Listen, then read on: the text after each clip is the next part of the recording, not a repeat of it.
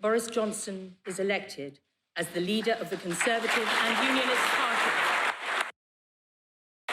Thank you so much. And I know that there will be people around the place who will question the wisdom of your decision.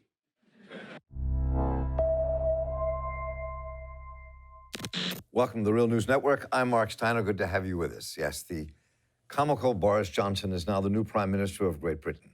He's moved into 10 Downing Street, met with the Queen, and there are many issues for us to cover from this end, from his erratic, undisciplined behavior, what that means, to how he was elected by a minuscule minority of voters in Great Britain, to his do-or-die pronouncement on leaving Brexit, which is just updated today, the new austerity plan that lies ahead for Britons, perhaps under him, why there may not be another election until 2022, and what lies ahead for the Trumpian-Johnsonian axis. And we are joined by Chris Williamson, who is a Labour Member of Parliament representing the Derby North District. And Chris, welcome. Good to have you with us here on The Real News.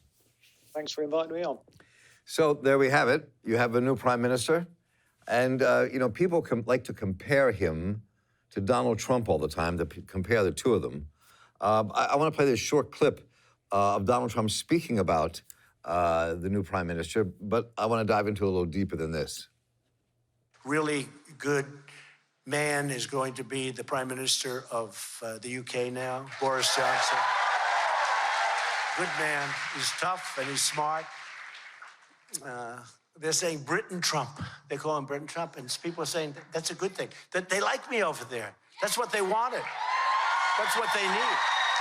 It's what they need. He'll get it done. Boris is good. He's going to do a good job. They don't like you over there, Donald. But anyway, that's not what we're talking about today. So, Chris. Lack of self-awareness there, I think. So the reality here, there's a lot of people making comparisons. The hair, I mean, I think Donald's hair is probably not real. His hair is real, even if he rumples it before he goes on camera, as they say. But let's talk about this. I mean, this kind of populist takeover, in some senses, of the Conservative Party, similar to what's happened to the Republican Party here. How do you see the differences and the similarities between these two men and what they represent politically? Well, listen, Boris Johnson is a very erudite individual. I mean, he's somebody who is, incredibly well-educated, and he feigns this sort of a clown persona, but that isn't really the real Boris Johnson. I mean, the truth is, he's a hard-right neoliberal. And where I think the similarities are, I mean, ideologically, he and Donald Trump do share a same sort of political, ideological outlook in that sense. And I think what he's trying to sort of tap into is sort of, kind of populist right-wing agenda in that sense. But, in my opinion, the way to tackle right-wing populism is with a progressive left-wing populism. There's nothing wrong with populism at the end of the day. I mean, it's trying to be popular. All politicians want to do that, I think. And actually, if you look at the agenda that Jeremy Corbyn has spearheaded, and it won him 2 landslide election victories inside the Labour Party, and despite the worst possible run-in to a general election with the vast majority, frankly, of the Parliamentary Labour Party in open revolt against the leadership and indeed the members, we secured the biggest increase in vote share since 1945. That's with, rebellious Labour parliamentarians and indeed a very hostile media who are absolutely determined to do everything they can to, prevent a sort of, popular left-wing Labour government under Jeremy Corbyn coming to power. So, I don't, share the view that, the populism is a bad thing per se. I think, what we need to do, the way we in the Labour movement need to respond, I think, to Boris Johnson is to, promote our very, hopeful, optimistic and progressive alternative. It is an agenda which is popular. It's popular with the overwhelming majority of the public. And in my opinion, there's never been an easier time in many ways to campaign for the Labour Party than right now, because if you look at, the main platforms upon which we are now standing, there is this overwhelming support. What I would like us to do is go even further. In fact, if you look at opinion polls in Britain, there is an appetite for that. I mean, there's an appetite, for example, according to opinion polls, to bring all of the financial institutions into public ownership. And we're only talking about introducing, one publicly owned bank. We're talking about setting up a national investment bank to, start directing finance into the economy and, creating jobs and making sure we have the infrastructure that's fit for purpose and public services with, the public in this country deserve. We are the 5th biggest economy in the world, and yet we've got 14 million people living in poverty. And I know America, the States is the biggest economy in the world, and you have a similar situation with a large proportion of your population also living in extreme poverty. And that can't be right. And this is all about political will in the end on both sides of the Atlantic. And this is why I'm hopeful that the American people will, and the Democrats in the first instance, choose Bernie Sanders as their candidate for the presidential election. And that would be a wonderful special relationship between the United States and the United Kingdom if we had Bernie in the White House and Jeremy Corbyn in 10 Downing Street. But at the moment, we have Boris Johnson at 10 Downing Street and Donald Trump in 1600 Pennsylvania Avenue. And so to push that a tad further, there's another clip here that I think came from today. And this is Boris Johnson talking about his latest Brexit moves. And let's take a quick look at this and talk a bit about how that relates to what we just said and more. My friends, I do not want a no-deal Brexit. That is not where we're aiming. But we have to face the fact that at the moment we're being told, as we've been told for the last 3 years, that rien ne va plus, the deal is fixed and can't be changed. We can't do it as long as that anti-democratic backstop that seeks to divide our country and divide the UK remains in place. We need to get it out, and then we can make progress. So let's talk a bit about where he may be taking this. I mean, there is this October 31st deadline. It's clear that he's going to push this. And there's the question we can talk a bit about on the border between Northern Ireland and the Republic of Ireland, and how all this feeds into that. So talk a bit about that. I mean, this to me will be this is part of the heart of the battle that you face in Britain. Let me stop there before I have another question. Yeah, I mean, well, look, Boris Johnson's flip-flopped on this. I think he wrote 2 letters some time ago, didn't he? One sort of supporting Remain and another one supporting Brexit. My own view is, I mean, I'm someone who campaigned very enthusiastically for a Remain and Reform agenda, but we lost the referendum, and I don't share the view that some people in the Labour Party and the wider Labour movement do, that, we should seek a second referendum to... You don't agree with the second referendum. Why? I don't. No. Well, why? We've had the referendum. I think it is, if we did put it back to the public, I don't think we'd have a different outcome in any event. My concern is that it's a sort of abuse of democracy, really. I mean, I was a member of Parliament in Derby North from 2010 to 2015, and then in the general election in that year, I lost my seat by 41 votes. It's my home city. It really hurt, losing the seat, not just the political disappointment, but losing in your home city. It's the kind of people who I've grown up with who kind of lost confidence in the Labour Party, lost confidence in me and voted for someone else to represent the city. I managed to come back in 2017, but that's the nature of democracy. I lost by 41 votes and I had to accept, as bitter a pill as it was to swallow, I had to accept the outcome of that. Well, I think now we have to accept the outcome of the referendum. But let's push that a bit further. I mean, when you look at Boris Johnson and what he's going to push with Brexit, and Brexit may indeed happen under Boris Johnson in a very kind of critical break. And when you look at how Boris Johnson and others campaigned for Brexit with that big red bus saying Britain was spending $350 billion of its money for the European Union, which was a lie. And much of the campaign by the anti-Brexiters was a lie. I mean, and there is an issue about the European Union bureaucracy, which could have been dealt with and is not being dealt with, but that's another question. So, I mean, but if you don't have another vote and he has his way, Brexit will become a reality. Then what? Well, I mean, look, Brexit will have to become a reality, in my opinion. We've had a referendum, and I think Brexit does now need to become a reality. But there's a lot of nonsense spoken about this. I mean, yes, of course, we know that the Brexit campaigners were disingenuous, to say the least, and actually, some would argue, uttered downright lies. But, the Remain campaign weren't much better, it's got to be said. But in my opinion, anyway, the whole issue about the European Union is an irrelevance. The issue isn't whether we're inside or outside the European Union. It's not whether we leave with or without a deal. The question is, what is our response to the challenges facing the United Kingdom? What's the response of the government, for example, if we left without a deal, say?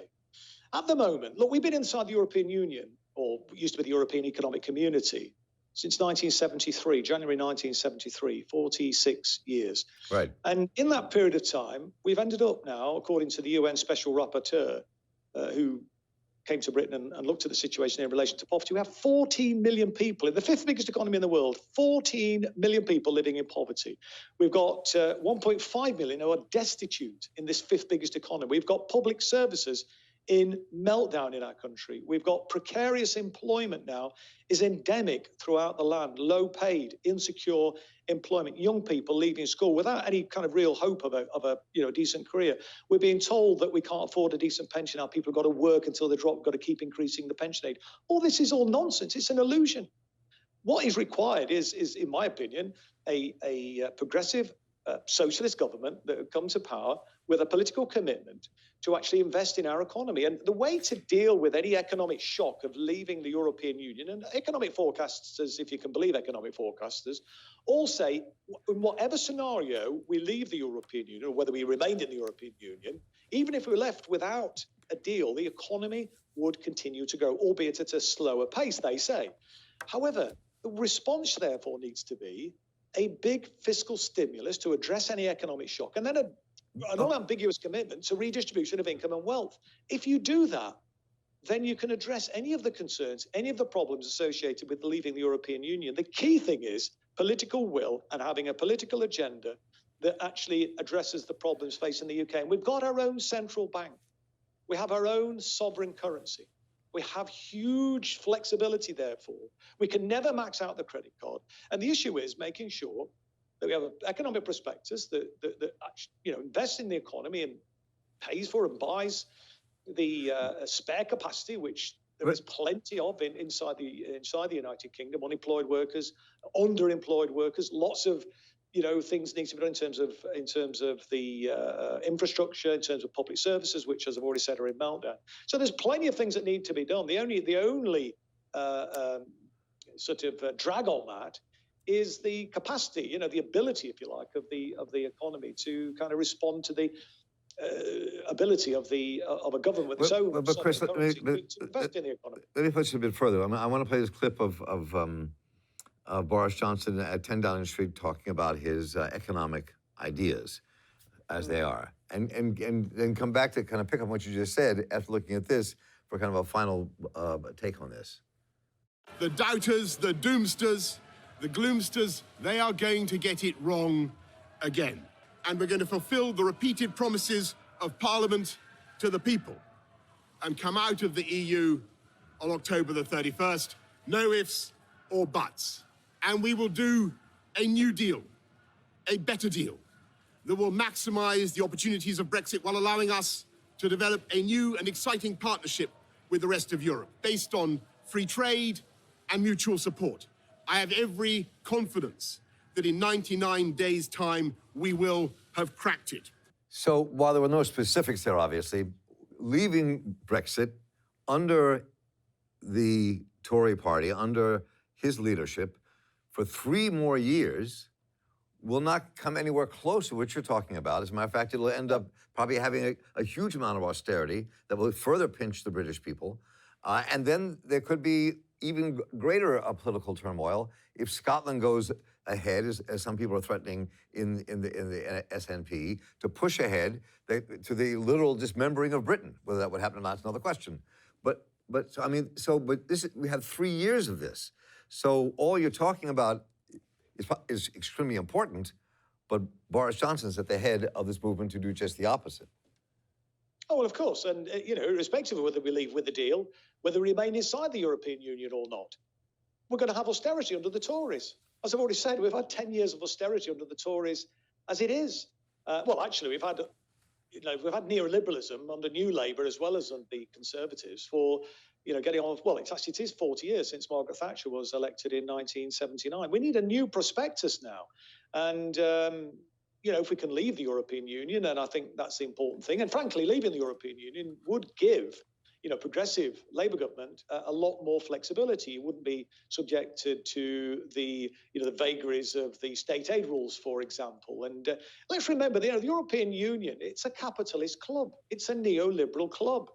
I mean, the social Europe that a lot of people speak about. I mean, the glimpses of it, but it's more geared towards providing profitability for the corporate sector. We've seen huge privatizations across the piece, and the way I look at the economy and setting the budget, as it were, we should be setting the budget to, as it were, manage the economy, to make sure that the economy is a good economy, and we create a good society, and then we stop this obsession, with deficits and so on. And at the moment we've got welfare, corporate welfare, essentially, welfare for the super rich, welfare for the billionaires and the millionaires, which is being paid for by the rest of us, by the 99%. And I just think people are desperate for a different approach. I mean, the reason we lost this referendum, wasn't anything, frankly, to do with what was said or not said in the campaign. I mean, and I campaigned every day for a Remain vote. It was a Remain and reform, although I'm not sure how practical getting reform through the European Union, how practical that actually is, because you need consensus amongst the 27, 28 member states. And that's quite tricky, I think, to achieve. But, I think we lost this referendum 20, 30 years ago. I mean, the fact that New Labour under Tony Blair didn't have an industrial strategy to speak of, and, many working class communities, the coalfield communities, the steel towns, the textile towns, and towns that, relied on manufacturing and so on, which have seen those jobs offshored, often to low wage economies, whilst they've been inside the European Union, has left those communities, to all intents and purposes, destitute, actually. And, they saw elites coming on the TV saying how important it was to vote Remain because, economically you'll be worse off. And a lot of people were saying to themselves, well, how much worse off could we be? How much worse could it get? My kids, if they go to, the temerity of going to university to get a higher education, they're coming out with 40, 50, 60,000 pounds worth of debt or more. We've got no decent long-term secure jobs in the local community. People can't afford to buy a house. They can't rent because there's very few rented accommodation in the public housing available anymore. The private rental sector is incredibly expensive. Our pensions are inadequate. Benefits, social security benefits are being slashed over and over and over again. And people were saying that we've had enough of this. And no matter, I think, frankly, what we said, in the campaign, people in many ways were determined to give the establishment a kick up the backside. And, I think going back, frankly, to the country with another referendum, I think we'd get the same result, if not a bigger no vote, a bigger vote to, as it were, leave the European Union than we saw last time. But the other thing, of course, it would do, it would embolden the far-right populists. And who knows where that could spiral out of control to? I mean, that's my real fear. And it would actually breed an even greater degree of cynicism in the political process. That's why as I say, I campaign for Remain, but I think we have to now, just on democratic principles, accept the outcome and focus on our vision for life beyond the European Union. This, as I say, it's irrelevant whether we're inside or outside the European Union. The Boris Johnson government is going to be tough for the vast majority of people, and particularly for the poorest people. So, Chris Williamson, this has been fascinating. And I look forward to many more conversations. We're going to have a lot of room to talk over the next 3 years. I'm sure we will. About where we're going. And Chris, thanks so much for your being with us today, and look forward to more. And by the way, as we leave, what is that poster behind you? This is about Lula. Okay, gotcha. Lula da Silva. Okay, yeah. Just checking. Yes, indeed. Yeah, it's a shocking, terrible what's happened there. I mean, a complete, again, abusive process frankly, had Lula da Silva been released from jail, he would have won the presidential election. We wouldn't have this fascist Bolsonaro now. I think that's very true. So we can pick that conversation up next time. Chris Williamson, thank you so much. No worries. Cheers. It's been a pleasure. Take care. And I'm Mark Steiner here for the Real News Network. Thank you all for joining us today. Let us know what you think. Take care. Hey everyone, my name is Arud Sheikh and I'm the Development Campaign Manager at the Real News Network. If we're going to stand up to the corporate elites, then we need your help to make people-powered media. And that's why I'm asking you to please donate to the Real News Network. And while you're at it, hit the subscribe button. Thanks so much.